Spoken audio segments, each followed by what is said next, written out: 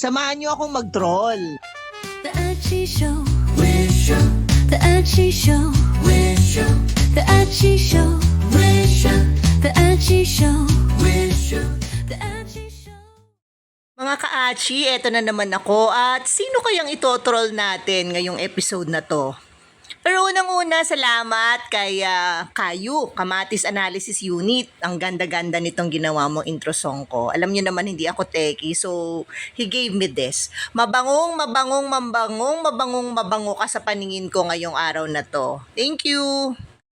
Presenting Yusek Attorney Claire Castro. At sa episode natin na to, malalaman nyo na hindi niya kayo i-defend, kundi i-stress pa. Ang resource video natin is from her account.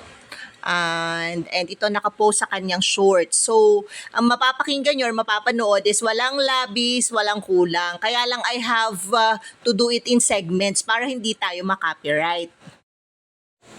Okay, so Yusek, let's go! Okay, Maricel. Tanungin kita, kung hindi ka makabayad, anong gagawin nila sa'yo? Pakukulong na daw po. Hindi nga. Maricel, hindi nga.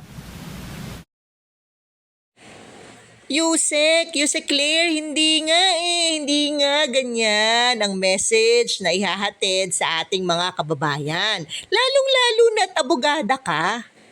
Ang title mo, hindi nga ikukulong dahil sa utang. Or hindi pwedeng ikulong dahil sa utang. Tama naman yan na ayon sa ating 1987 Philippine Constitution, Article 3, Section 20, no person shall be imprisoned for debt or non-payment of a poll tax. So yan yon, walang makukulong sa utang. Ang problema, yung ginawa mong shorts, ang message na kino-convey mo sa mga mangungutang is mangutang kayo dahil hindi naman kayo makukulong. The fact na inilagay mo sa shorts yan, that is your message. Which is such an irresponsible message bilang abogada at ngayon Yusek ka pa. Kasi pag may nakapanood sa'yo na hindi naman lahat may kaalaman sa batas at naniniwala sa'yo, follower mo, ka-Claire, ang mentality na niyan ay mangutang na nga ako ng mangutang kasi wala namang nakukulong sa utang ayon kay Attorney Yusek Claire. Mas mabuti pa, hindi mo na lang nilagay sa shorts at yun na lang mapanood nila yung buo mong episode kung meron man ha. Kasi Attorney Claire, depende yan sa nature ng utang or kung paano inutang. It sounds like pinagmamalaki mo pa dyan kay Maricel, na hindi ka nga makukulong nang dahil sa utang. Wala man lang dyan yung paano ba nagkautang si Maricel, 'di ba? Paano ang ginawa niya para makapangutang? So yun dapat. Para malinaw tayo. Ikaw naman yung nag-chop-chop niyang message mo, 'di ba? Hindi kami. Ikaw ang nag-post niyan sa shorts. Hindi dahilan, yung walang kulong, hindi ibig sabihin ay pwede nang umiwas sa responsibilidad sa utang. Sa batas natin, ang utang ay considered na isang civil obligation at may mga legal na paraan pa rin para managot ang may utang. Pwede kang kasuhan sa civil court or yung tinatawag natin na small claims court or regular court. Depende sa halaga. At kung matatalo ka doon, pwedeng maglabas ng court order. Ayan, pag may court order na, ito na. Pwedeng i-garnish ang sahod mo. So kung may trabaho kayo, imagine, mababawasan. Ang hirap na nga nung pag-budgetin yung sweldo, 'di ba? Babawasan ka pa at may pa yan, penalties na na-incur sa matagal mong hindi pagbabayad. Pwede ring ipa-freeze yung bank account. So, 'di ba, may court order yan. Kaya ang laking perwisyo. Or persahang ipabenta ang mga ari-arian mo. Or pwedeng ipa-auction, 'di ba? Para lang makuha nila yung halagang ipinautang sa'yo plus the cumulative interest. Kung may collateral naman kayo, oo, wala ngang kulong. Pero, di ba, may bahay, lupa, di ba, kotse, collateral, pwede yung i-foreclose at kunin ng bangko dahil dyan sa utang na hindi binayaran. Parang mas mabuti pa ngang makulong, no? Kaysa yung lahat ng pinaghirapan mo mawala sa'yo. Properties, lahat, 'di ba? Pati pera sa bangko. I'm just kidding lang po ha, mahirap ang kulong. Ang point ko po is, wala ngang kulong, wala naman lahat ng pinaghirapan mo plus wala kang peace of mind. And pwede ka pang maharas ng mga third-party collection agency. Sila po yung nanghaharas, no? Kasi pag hindi nyo nabayaran sa bank at a certain time, ipapasa yan or ibebenta yan do sa mga collection agencies. Bigyan ko kayo ng solid example. Kunyari may utang ka sa bank, hindi ka nakabayad, kinasuhan ka dun sa small claims court, natalo ka. Naglabas ang korte ng writ of execution. Dito na papasok yung levy. Ang levy yung pagsasamsam ng property or pwedeng pera para mabayaran yung iyong pagkakautang. May due process naman ito kaya pwede ka pang makipag-ayos bago tuluyang kunin yung asset. At ito na nga yung mangyayari. Pinalaki ng pinalaki yung ating utang responsibility, babayaran din naman. It goes to mga utang sa relative, kaibigan, credit card, pautang sa yung mga online apps na hindi nabayaran. Hindi ka pwedeng ikulong.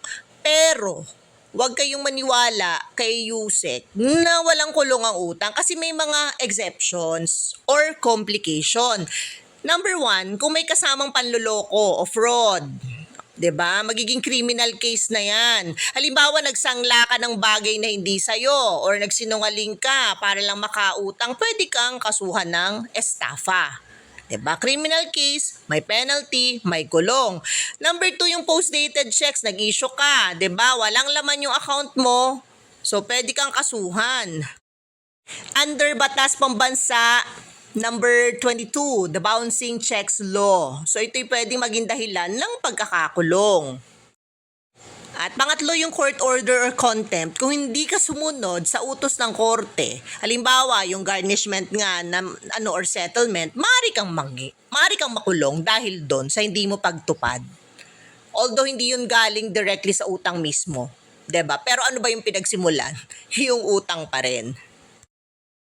Kaya ewan ko ba, yung video na yan na shorts ni Attorney Claire, parang ang gaan-gaan wag kang mag-alala. Walang kulong ang utang. Paano sila magdidemanda muna sila sa fiscal's office o papahuli ka doon sa investigador? Hindi. They do not have the power to do that. Ayan pinagmamalaki mo pa na saan nila ifa-file yan. Di ba pinalalakas loob mo pa ng mga mangungutang para hindi magbayad? Kawawa naman ako, ang dami ko pa namang pautang, Yusek Claire. Pinalalakas mo ang loob nila. Ikaw kaya ang utangan, Yusek, di ba? Tapos hindi ka bayaran, how would you feel? Instead na turuan mo na huwag sumira sa kanilang pangako at sa trust na ibinigay sa kanila, ito yung obligasyon nila, yung utang, responsibilidad nila, tinuturuan mo pang huwag magbayad. At ang hindi nila alam, yung kahaharapin nila na pwedeng mawala ang lahat sa kanila pag hindi nagbayad ng utang. You listen to me, hindi ka nga makukulong. Kasi utang yan. Diba? Bukod sa matataas na interest na i-impose ng mga bangko o ng inutang natin sa tao, 'di ba? Masisira yung credit score natin. Kasi ire-report yan sa mga credit bureau. So, naka-tie up yan. Let's say gusto nyo mag-loan ng car, ng bahay. Wala, hindi kayo ma-approve. Kumuha ng credit card, denied. Pag may negosyo kayo, 'di ba? Mababawasan yung tiwala ng iba sa inyo. Kasi ang utang ay usapang tiwala. Sira ang inyong reputasyon at kredibilidad pag hindi nagbabayad ng obligasyon. At bilang pagtatapos, dahil hindi naman po tayo lawyer, pero pwede nyo pong i-research yung mga pinagsasasabi ko dito sa inyo mga ka-achi. So ito mga practical tips na lang kung medyo nababaon o nade-delay sa pagkakautang. Huwag nating iwasan yung pinagkakautangan kasi lahat naman madadala sa magandang usapan. Magilang tayong honest at transparent, hindi yung lolokohin pa sila para lang mapaasa, And karaniwan, pag willing makipag-ayos talaga, nakakaunawa yung mga tao o lending institutions kung saan man tayo nagkakautang. Kahit maliit na halaga, magbigay kahit paunti-unti kasi ibig sabihin nun willing to pay. I-prioritize yung utang sa budget. Kung may pwede tayong mga tanggalin, mga hindi naman talaga necessity, tanggalin na muna. Gamitin yung principle na pay the essentials, then pay the debts. At sa panahon ngayon, madali naman po tayong makakuha ng mga temporaryo yung dagdag na kita, 'di ba?